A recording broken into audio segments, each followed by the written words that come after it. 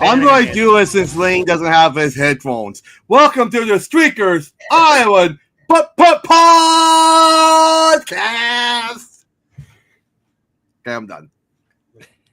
Welcome everybody to the Streakers Island Podcast, and of course, you know the team, you know the drill. It is I, Jacob Moore, the self-proclaimed sports analyst, joined by Mr. Chazzy, 7.88. Again, can't wait till we can run off eggnog, and Mr.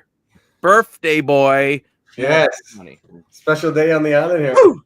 Yeah, happy birthday to you. You don't have to boo. Happy birthday, dear Moore 4. Happy birthday to you. Yay. And many more. Just as a quick reminder here, read in the comments, we're going to keep it classy on the island. We love the hot takes, but let's keep the community tidy. No swearing, no rude remarks. Well, that upset Chazzy. He's turned off his camera.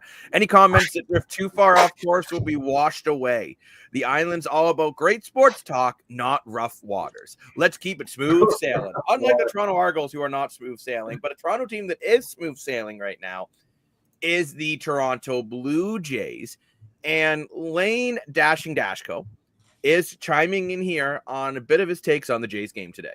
And the second game we're going to talk about today on the island is my Hamilton Ticats, Oski Wee Wee, Oski Wawa, Holy Mackinac, Tigers eat 'em raw. They're taking on the Saskatchewan Roughriders. The last time these two teams faced off, it was a close battle. The Ticats still hadn't really gotten their mojo together. The Saskatchewan Roughriders were red hot there. Since then, the Ticats have started to pick it up with their 6 victories in a row there. They lost against BC at home.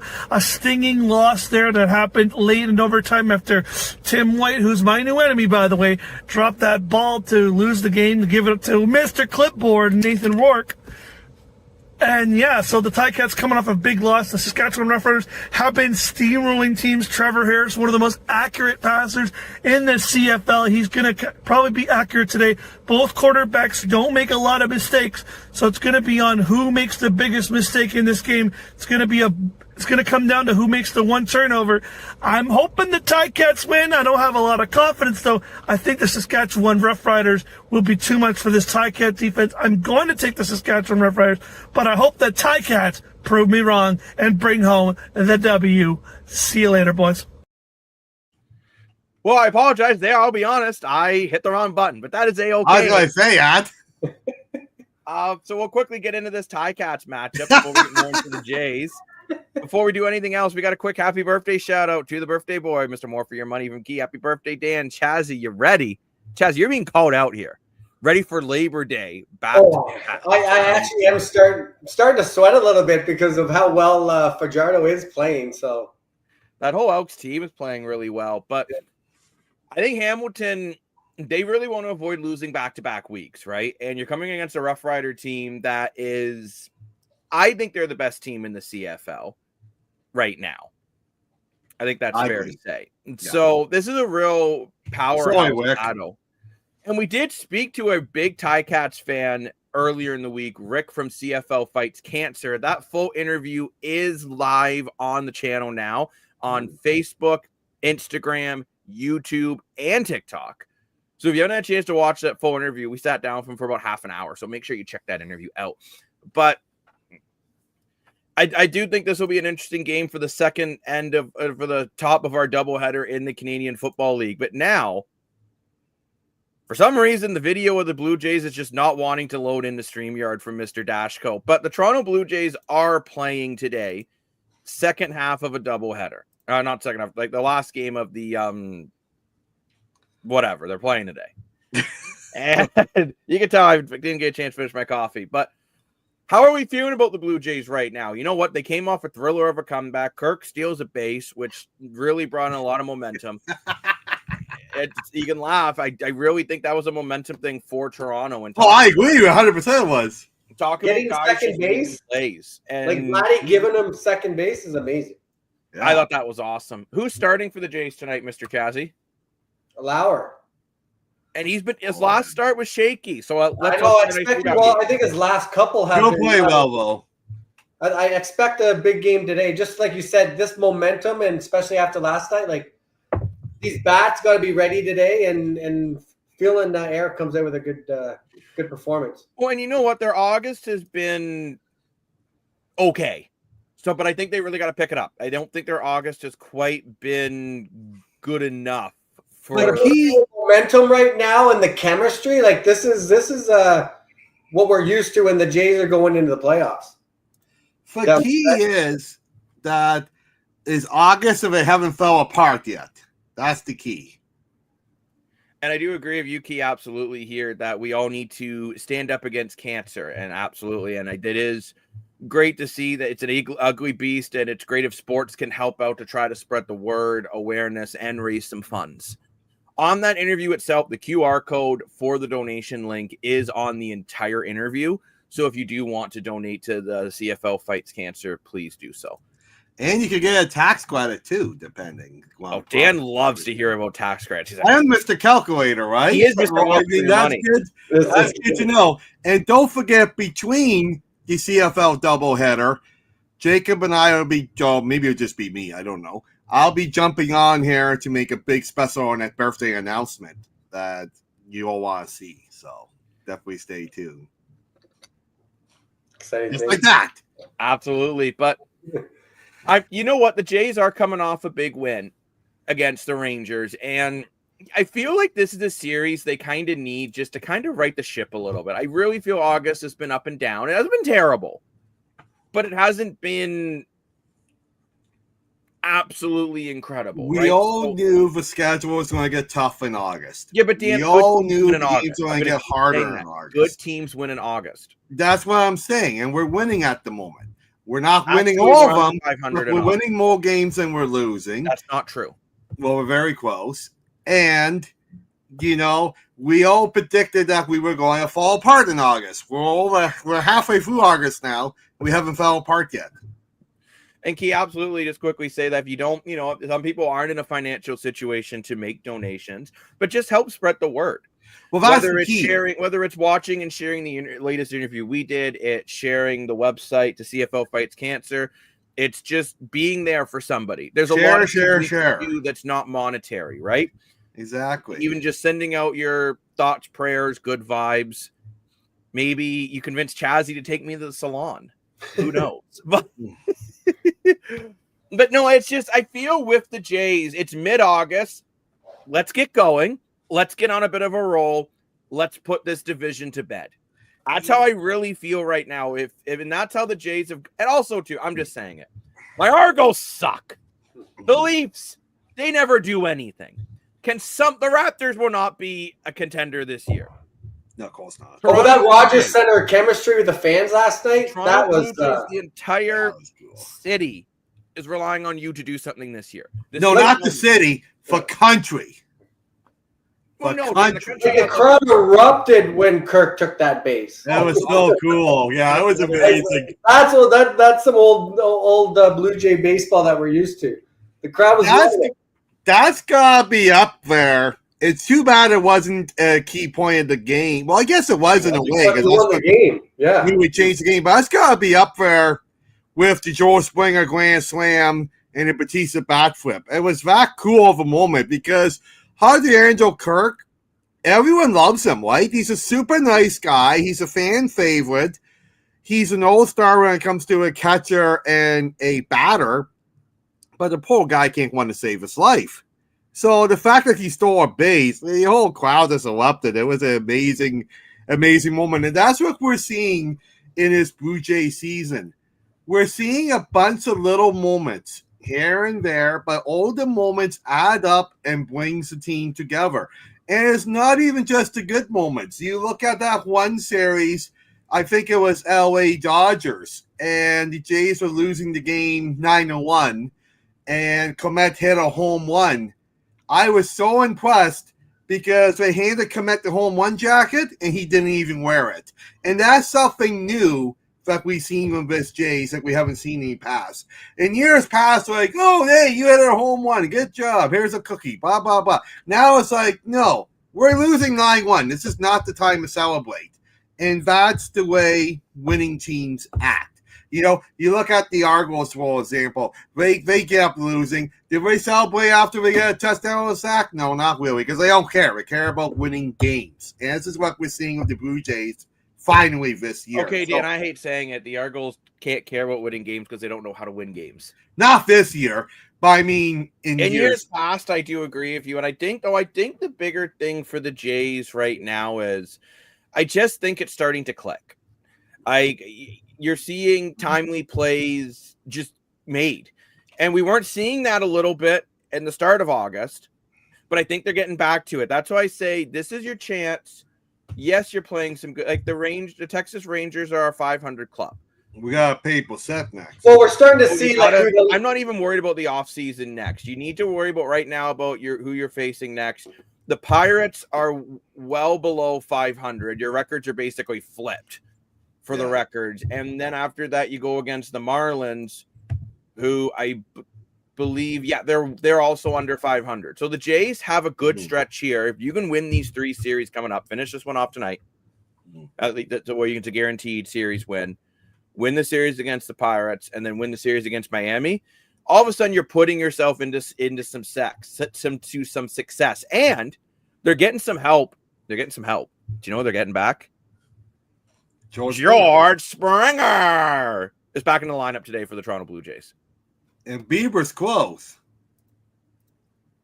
Leafs might need to worry about Ottawa. I do agree with that, Key. The Toronto Maple Leafs are going to need to start worrying about the Ottawa Senators as they are really starting to look pretty damn good. Well, hey, if Brady Tkachuk has another mediocre season, he could be on the cover of NHL 27. Exactly. Marnes are a team to fear. Okay. Probably the scariest below 500 team. Interesting. Actually, I can see her point. I really can. They've been for a young team, and they've been picking up momentum since I guess they kind of know that the playoffs are not reachable at this point. So we're playing loose baseball. So I can see that. Loosey-goosey, baby. I just believe in this Jays locker room. The leadership core is starting to identify itself. Yeah. And the anchor of Vladdy in there and the play that he made yesterday along the line, like that's what you want, and that's what you wanted when you signed him for 10 years, and what we all wanted as a Vladdy fan. So now we're seeing that early, like it's going to be. But we have seen the first decision made with comes to players coming out of the lineup. Leperfido has been sent down to AAA with Springer coming back into the lineup. That makes sense. I think it's the right move. It does make sense. I think that's kind of it. And you know what? That's nothing on Leperfido's play. I actually think he's been playing pretty good baseball. That's the other. Sorry, Jazzy. No, go ahead. That's the other flip side with the Jays too. Is unlike the Leafs have had a couple good ones the past couple of years, but they literally sold the farm to get to that, and we got no results out of it.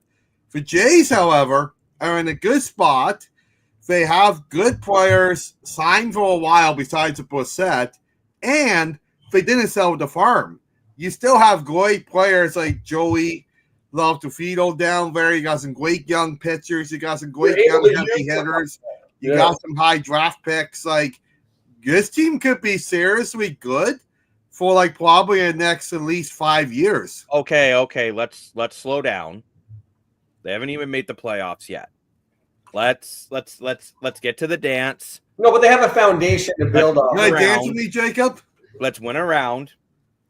And you guys could say the foundation, but if it's a foundation that chokes in August and September, then it's not a foundation, and Bo Bichette isn't even coming back. So let's get through. I don't know if Bo's coming back anyway. I think he comes back if this team goes on a run. I think they pay him. It's not like there's a salary cap. They're owned by Rogers. Right. They can afford it. But the question is do you need to pay him? Yes. Yeah, I would. Bichette's having a good year, and if he continues it and gets you at least one round.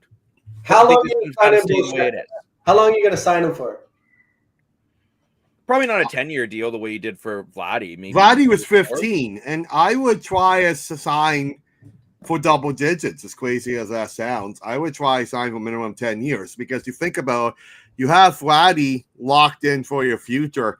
Then you sign Brissett locked in for your future. You're starting to build a core, right? And these are young guys that are drafted from the Jays, have actually liked playing in Canada, which says let's be honest, due to taxes and political climates, not every athlete wants to play in Canada.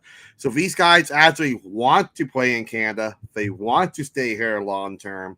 I see that Bo Bichette has really elevated his game in the last month or so, and it's like, pay him. You can arguably say that Bichette's one of the best shortstops in baseball. I'm not going to get into the political climate, but there are also some players who don't want to play in the States right now that I think Canadian teams could use that as an advantage on the flip side. It is starting a flip for sure. We are starting to see that. Storm right here. I think this offseason of baseball could be very interesting because I think it's the first offseason, like Jacob pointed out, it's starting a flip, and we haven't seen that before. But and who are we taking? Maybe we'll see that in basketball too, right? We don't know. Who are we taking today? For the baseball game? Props to our Streakers channel. What are our props, Mr. Chazzy? Let's see here. I think Morphor sent me an invite. I was loading up on my game. Okay. Will Vladdy strike out at least once? Yes. Whoa. I'm going to say no. So I think the Jays can hit Patrick Corbin. I don't think the last 2 or 3 lefties they faced. I don't think they fared too well coming out of LA. Yeah, but LA is a whole different level. Honestly, I'm not saying Vladdy's going to have a bad game, but yeah, I think he'll get 4 to 5 at bats. I could see him getting struck out once. Will Eric Lauer sit down, meaning strike out 7, at least 7? Whoa. No. I'm going to say yes. I'm going to say he's probably going to get around 4 to 5. Will he go 7 innings? Yes. Yes. He'll go 7 innings, but not K7. I'll send you a rival. I'm just named analyst because I say things that are interesting. All right, so between both teams, 0 errors will be committed. We're getting some comments in the props too here. Key's thinking that Vladdy will strike out for sure. Oh, interesting. Okay. Oh, I should send Key a rivalry there. I don't know if he will today. 0 errors? No, we're going to see 0 errors by both teams. No. Fine. No. Someone's is going to commit an error? Someone's going to do something stupid. Okay, Marcus Simeon will strike out at least once. Yeah. Yes. Again, I'm just kind of taking a numbers game. Okay, last one here. Patrick Corbin will walk at least 2 batters. Yes. 2 different batters or 2 walks? 2 walks, 2 batters. Like he'll walk 2. No, but I'm saying, let's say he walked Vladdy twice. Would that count? Yeah, that's 2 walks. Yeah. You said 2 batters, my friend. Hey, see, there we go. We can change that prop to 2 different batters. Change it live on the spot. Oh. At least 2 batters, 2 plate appearances. Yes. Yes. Yeah. Okay, that's all I got for you there. Well, Good props. Good props. Who's gonna win? Well, you can go to who. I'm saying Jays. I'd expect the Jays today to win handily. Oh, me too. I expect any Jays as well. There's some momentum on that in that clubhouse. So There are. So we already saw Lane's beautiful video they have with Tiger Cats. So we don't need to watch. We don't need. Let's actually dive into that game though. And Lane feels that the Rough Riders will win, even though he wants the Ticats to win. And this is kind of the game where I think you're going to kind of see who's the king of the league right now. Like, I think Calgary could be right on that doorstep very soon. But right now, it's between those two. Mm-hmm.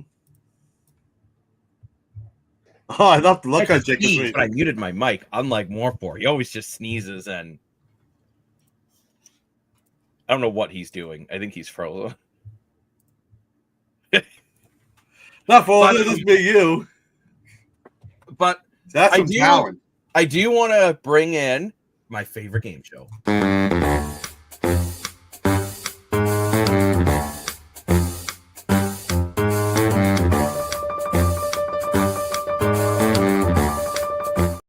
So remember everyone how gas or ass works. If something is gas, it means you agree with the take. If it's ass, you think I'm an idiot. Okay. Coming to a Streakers channel near you soon. Whoever wins this game is the best team in the CFL today. Like coming out of this week. Gas. Gas. Gas. I'm also going with gas here. I think Calgary, because of those back-to-back losses, they're not quite there. You have We're close. you're close. I think Calgary's probably I'm not going to give away the whole power rankings yet, but Calgary's up there, but they're not quite the best in the league. Or I think you're having the two best teams going at it mano a mano tonight or this afternoon. And I'm going to say this here. I think if you're Saskatchewan, you got to go to what Trevor Harris is best at. High completion percentage, go down the field nice and slow. Because the least time you give Bo Levi Mitchell to rip any defense apart, the better. That's why it's going to be such a fascinating game, because these are two legendary Hall of Famer, best in league quarterbacks, but they play very different styles. Bo Levi flips the field, is a pseudo quarterback, highlight wheel quarterback. But on the flip side of it, there are sometimes highlight wheel mistakes. We haven't seen them yet this year, but in years past it has been. Versus Trevor Harris is Mr. Consistent. He's not exciting. You're not going to spill your popcorn and coffee. Well, that'd be a weird combo, but anyway, you're not going to spill your popcorn and coffee edge in your seat watching Trevor Harris.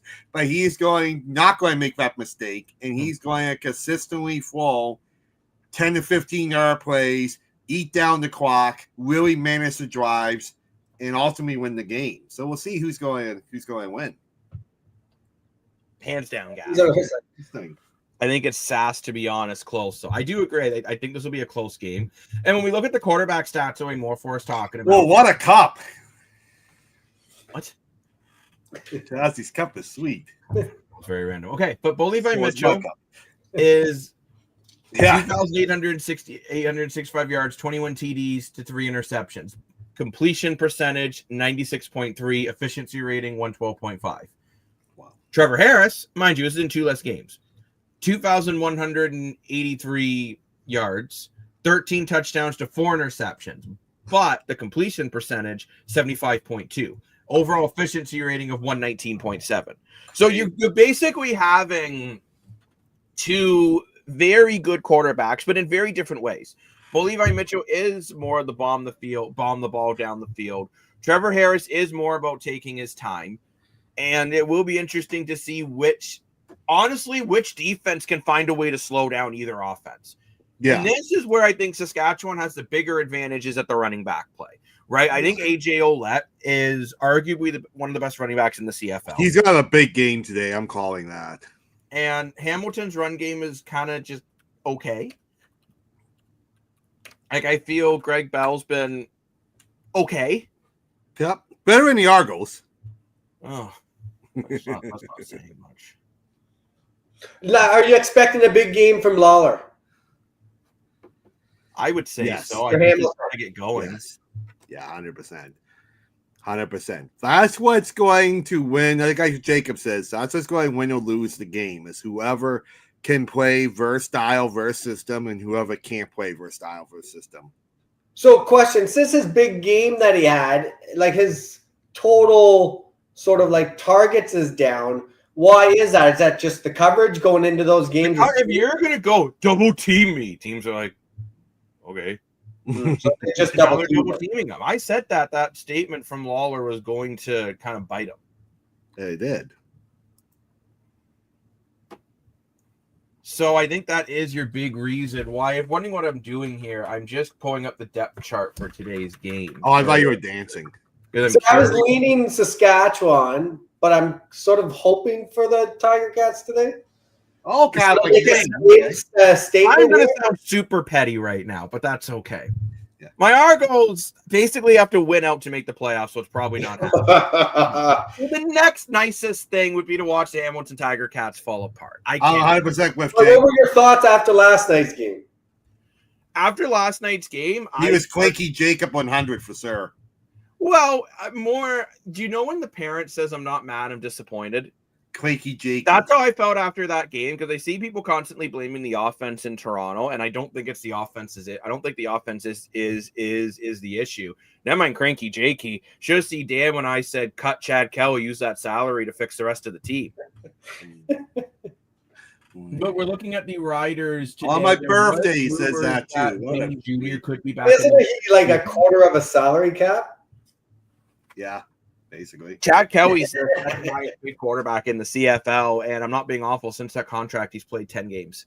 But It's tough. isn't there some sort of like compensation on the injury that the team can sort of use that? It is now, but they didn't have that to start the year, right? And now you're at the point of the year you can't really find new guys. You got to go with what you got.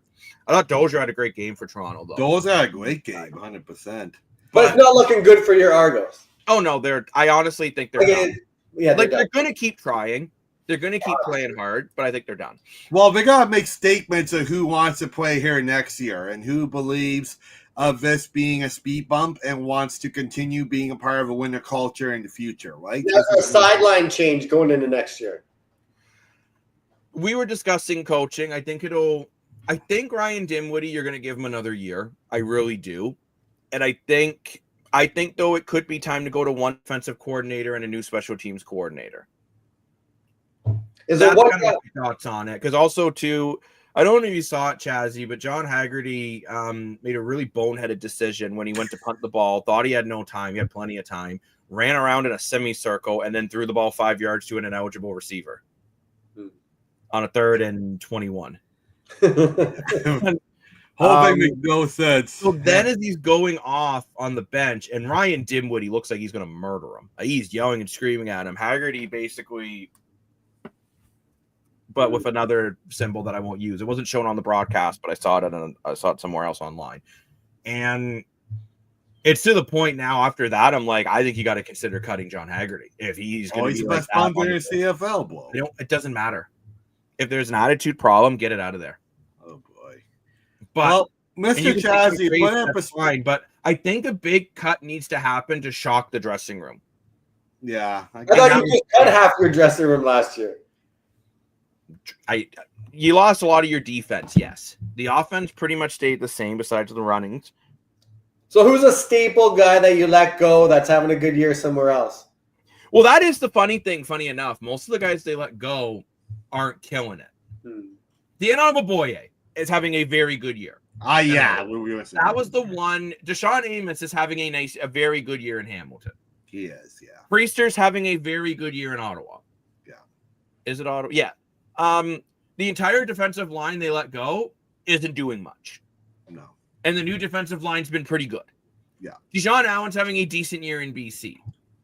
Mm-hmm. Kadeem Carey only played 10 plays and then got injured. Like, I'll be honest, I loved Adam Boy, so I did put your name completely. And boy. I loved him as an Argo, but I didn't realize until he was gone how valuable he was. I think you talk about good locker room culture. He's like one of the nicest people. You never know what you got till it's gone. Hey, you say I can't do that? I'm a professional. Well, I want to do it now. No. Well, it's my birthday. I don't care. Wow. Anyway, but what I was saying, Chazzy, on our live show last night, if you read the comments on Argo Nation and all that, they're all blaming Nick Arbuckle. Nick Arbuckle had a career game last night with the most yards he has ever had. He threw 0 interceptions. Yes, he had the messy fumble. But I said, you're going to kick out this, Chazzy. That's why I'm saying it to you. I said, the Argos blaming Arbuckle on losing on special teams is like Maple Leaf fans winning $1 million goaltender because Captain Underpants can't score. So it's like the Maple Leaf fans had transitioned to Argo fans during the summer. That's what it feels like. Just as a quick note for Nick Arbuckle, he's on pace for about 5,500 yards and 30 touchdown passes this year. Just to look at projections. But Chazzy, I know you have to jet like a rocket ship soon, but I do want to ask you. I got a new nickname for the judge. Who you taking? He needs a mallet. This is why it's going to happen. This is why it's going to happen. You taking Hamilton? You taking the Riders? Like I said, I'm hoping Hamilton, so I'm going to put my Streaker's reputation, legacy on the line. I think I accepted Moore4's rivalry. He's taking the Green Riders. Sorry to spoil the drama into your pick there, Moore4. But yes, I'm taking the Tiger Cats. Put a watermelon on my head. I'm taking the Riders. And unlike Chazzy, I am not hoping a Hamilton wins. I think the Riders are the number one team. And like we said on our Gas the Last take, this game proves who's number one. I am also going to. I want Saskatchewan to win, and I think they will win because I think they're just a better team than Hamilton. Like, I'm not saying Hamilton's a bad team by any means, but I think the Saskatchewan Roughriders just have more depth, and I think the depth is what's important to me when I'm looking at these teams. And I think the Saskatchewan Roughriders just have a bit more depth than the Hamilton Tiger Cats. They got a better running game, and I think their defense is better. Unless this game comes down to kicking with Brett Lothar as Mr. Inconsistent, that could really hurt the Riders. But this game is also in Saskatchewan, which is one of the loudest barns in the Canadian Football League. But there is a second game on. Yeah, I'd say Chazzy's opinion in the second game before he goes. But before we get to Chazzy's opinion, let's head back over to Lane. And the last game that we're going to talk about here on the island is the doubleheader in the CFL between the Montreal Alouettes and the BC Lions. The BC Lions again coming off a big victory against the Hamilton Ticats in their home barn with 400 passing yards from Mr. Clipboard Nathan Rourke. That defense is good. They're facing the Montreal Alouettes, who are playing a new kind of quarterback. They did sign a new quarterback, but I don't think he's playing today. I think they're playing their backup today. I don't think Dukes will be playing yet. He probably hasn't gotten the reps. So I think it's going to be an easy victory for the BC Lions to pick up another big win here after getting some momentum in Hamilton there, picking up the victory. Nathan Rourke's going to go 300 yards again. Dan's going to hate it because it's his birthday. And we all know Dan More For Your Money, which happy birthday, by the way, doesn't like Nathan Rourke. But I got a feeling Nathan Rourke is going to pick up another victory. We'll see if I'm right. Those are my 3 games. We'll see if I go 3 for 3 on the island. Challenge me on the Streakers. Make sure you down the app. We'll see you later. I did challenge Mr. Dasco, so we will see what happens. I want to know what was out his window, because he turned his head really quick there up the window. I'm like, ooh, maybe it was a nice lady walking by or something. Who knows? Maybe it was a 1945 Ford. Oh, I think he doesn't know anything about cars, so I doubt that. Well, yes, we'd wonder what it is. Maybe, yeah. But I'm curious, Chazzy, do you think Montreal can bounce back with Caleb Evans at quarterback? Do you think this defense can get going? Or do you think Sean Lemon has caused a little too much headache for this defense, and this defense is starting to take a downward spiral? I know you're not a fan of him, and let's be honest, maybe some players in the locker room didn't feel he should be back. So that is my question for Chazzy. Ooh. No, I'm taking the BC Lions hands down today. Like I said, I jumped off that Al's. Breaking news! Chazzy's taking the BC Lions. I walked out of that locker room, a few weeks ago. So it would be interesting. We'll see. I know you guys want their stud QBs out, but we'll see how they react today. They could prove me totally wrong, and that defense could just shut down this Lions offense. We'll see. But I'm hoping for the Lions. I think the Lions will win this game. I'm pretty confident that the BC Lions, and I actually agree with Lane. I think if I was going to call a blowout for this week in the CFL, this is the game that will be the blowout. Oh, blowout. I don't as wow. much. But then definitely something's happening if there's a blowout. When I'm saying a blowout, I'm not even saying Nathan Rourke puts up 400 yards and a bunch of TDs, but I just don't see Montreal being able to really put up a lot of offense of Caleb Evans, because he does not. You're so limited with Caleb Evans. And Dan, you can keep looking this shocked. And I said this yesterday. Can you imagine if Montreal's backup quarterback was Nick Arbuckle instead of McLeod Buffalo-Thompson or Caleb Evans? They'd literally be the best team in the East right now. Yeah. Hands down. So, yes, they would. call me crazy. I'm going way off the board of this one, and I'm picking Montreal. Yes, I am crazy today. It's my birthday. I can be crazy. I'm picking Montreal. And the reason why I'm picking Montreal, is I think at this point, Cable, what's his name? Cable? Not Cable. Caleb, wow. Cable's a nicer name. Anyway, Caleb Evans is fighting for a CFL contract at this point, because let's face it, they got Cameron Dukes. Once Alexander stops being cute and is back being healthy, he someone from Montreal is going to have to get cut. They're not going to keep 4 quarterbacks. So are you going to cut Bethel Thompson, the Grey Cup winner? Are you going to cut David Alexander, who hasn't lost a game in his career? Or are you going to cut Cameron Dukes that Jesse just signed to? Or are you going to cut this nobody that's done nothing? You're probably going to cut nobody that's done nothing. So this game is probably the biggest game in his career. This game will keep his career alive, I think. He looked very good when he came in for Bethel Thompson, and I think he's going to continue that momentum, and I think he's going to shock the CFL and say, hey, I know how to throw a football. Speaking to the breaking news from Chazzy, Strickers On Podcast just made history as the first source Canada to report the truth. That's us. We the truth. Oh, yeah. Dan and Key are conspiracy theory buddies. We all know this. But no, when I look, though, I do agree with you, Dan, about Caleb Evans. I don't know who I don't know who Cable Evans is. Maybe he's their 8th string on the practice roster. Who knows? But I do think this is kind of a make or break point in his season.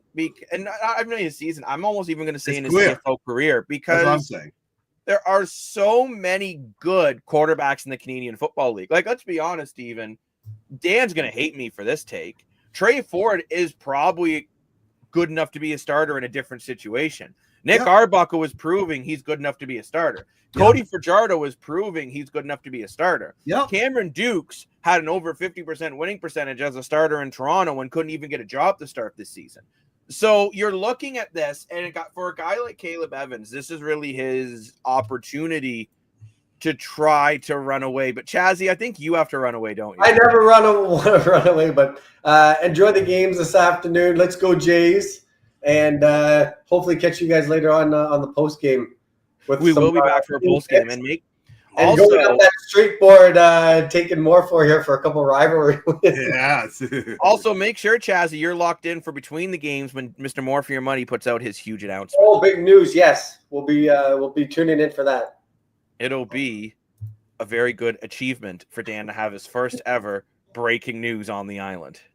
All right, enjoy your afternoon. Take care, boys. Thanks. See ya. Chazzy. Bye. Bye, everybody.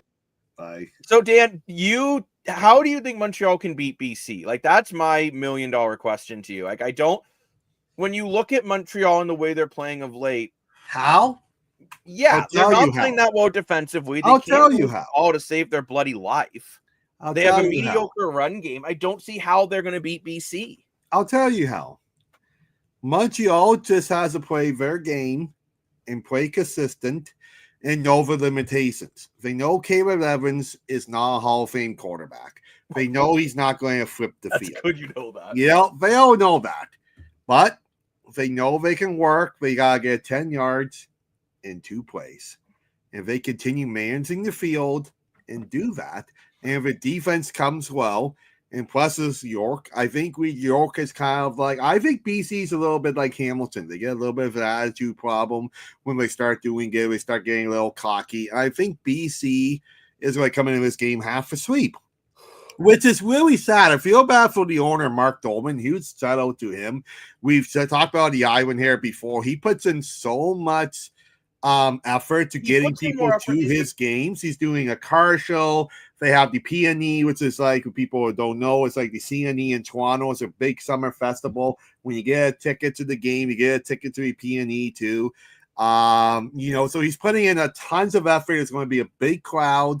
It's going to be a big, important game. And Nathan York falls apart on big, important games. So I think BC's going to beat themselves. I think if Montreal just go in there and coast and do well, I think they'll win.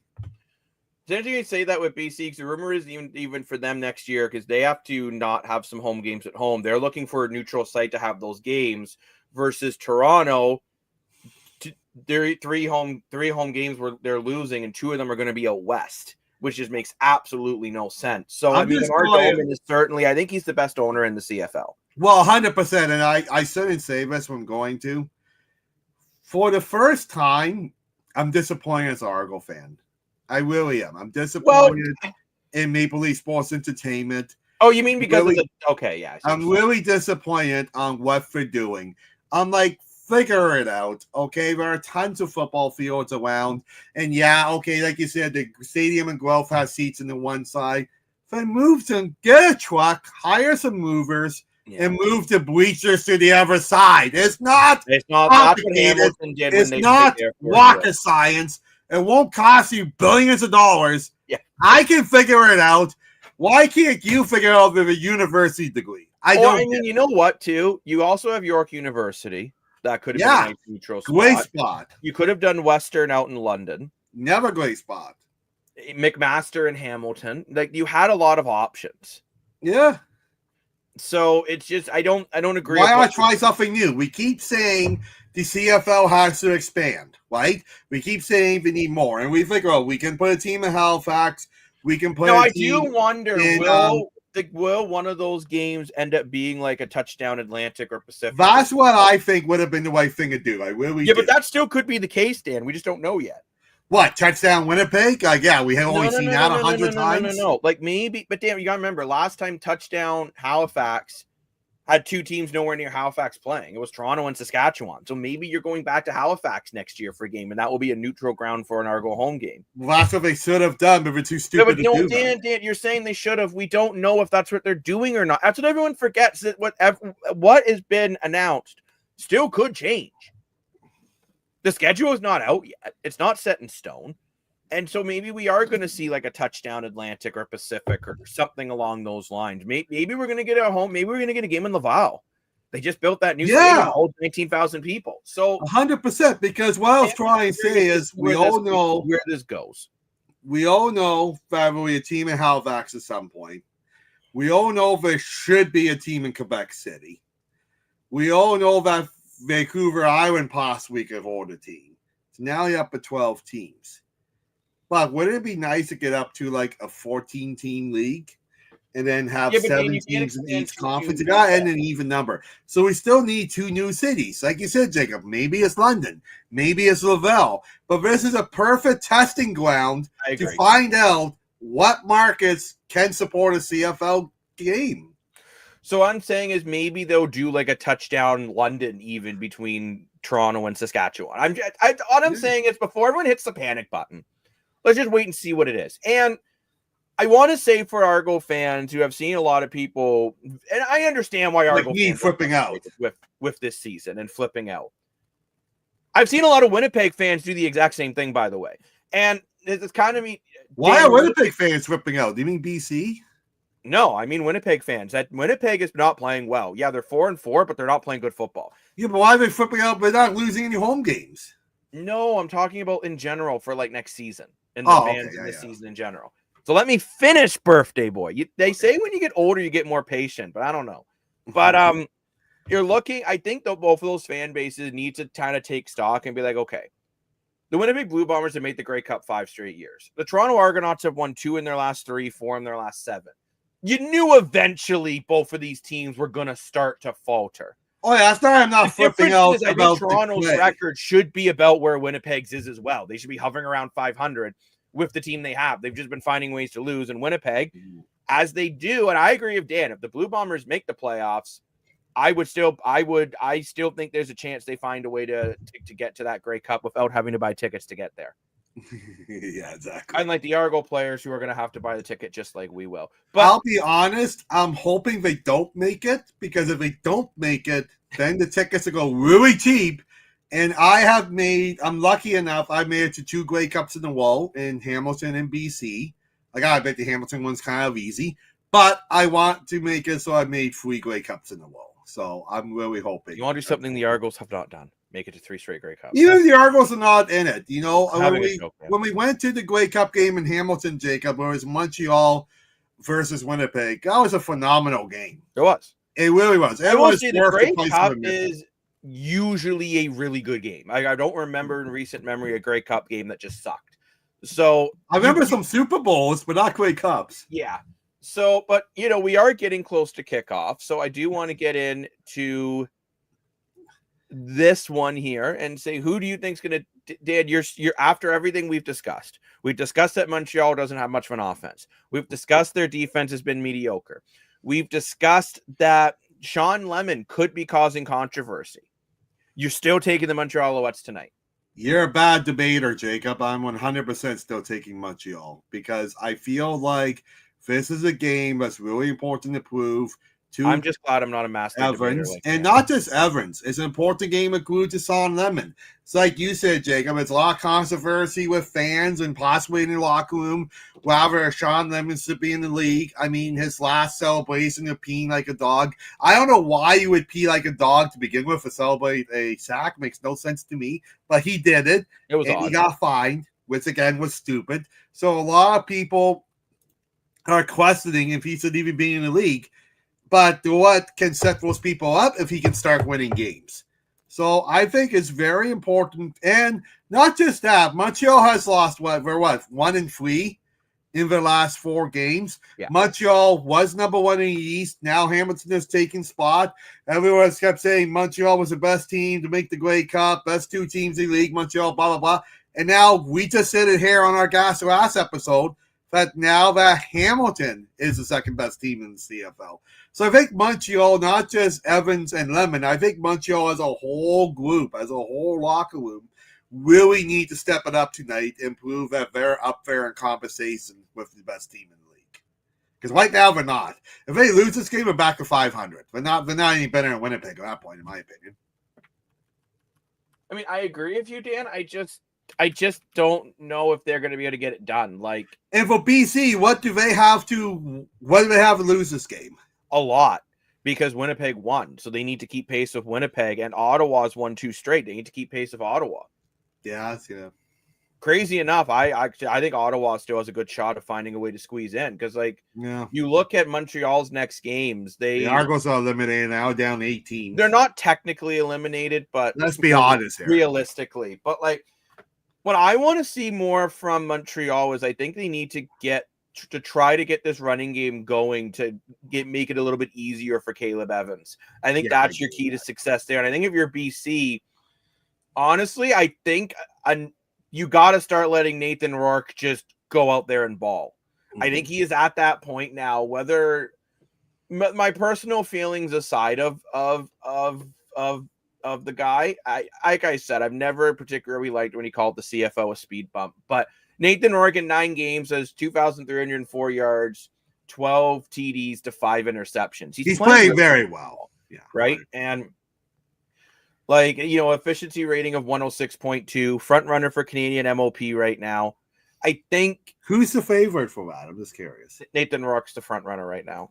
Okay. Who's second? Second is Cameron Judge in Toronto. Yeah, he's playing very well too. Okay. So what I mean is I think this is a time where I think use your run pass options really well. Try to get Butler going early, which will open up the pass game. Get you an early lead if you're BC and just look at Caleb. I'm saying, okay, come on. You got to move the ball. And I wonder, too, if this game gets out of hand after the first half, do you see Cameron Dukes getting in there just to see what he's got? Is he dressed today? That is a phenomenal question. I mean, Why? We don't even know that. Like, I don't know who else he is. I don't know who else we have to play, but I had the depth chart open and I've actually closed it. Alexander's injured. Belfort Thompson's injured, so I'm guessing Cameron Dukes is dressed, but he just signed. I mean, did they fly him out of BC? I don't know.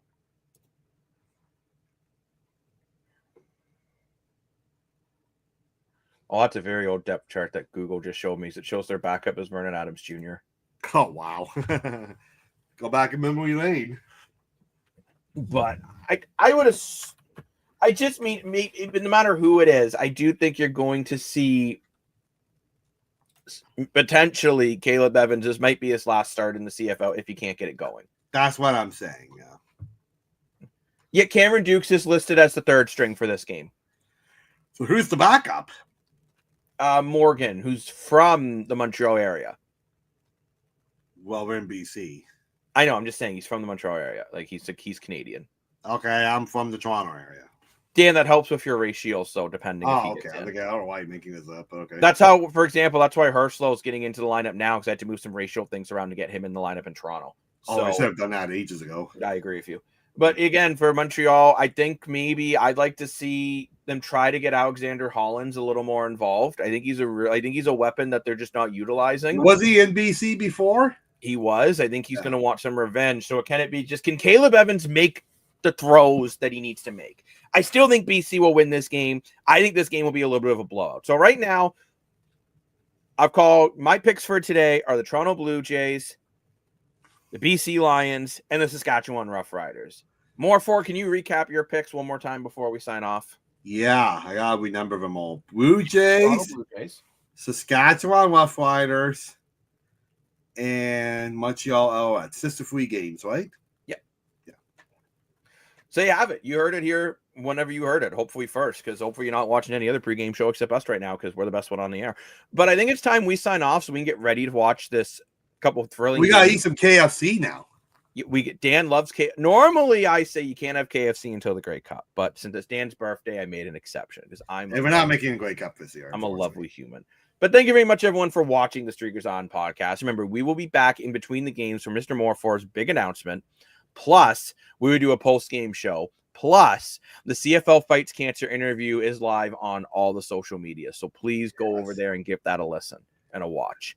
But thank you very much for watching. Even if you can't donate, sharing is just as important as donations nowadays, right? Sharing is caring. Share it, care it, get it out there. We really appreciate that. But thank you very much for watching, and we'll see you guys later tonight. Bye-bye.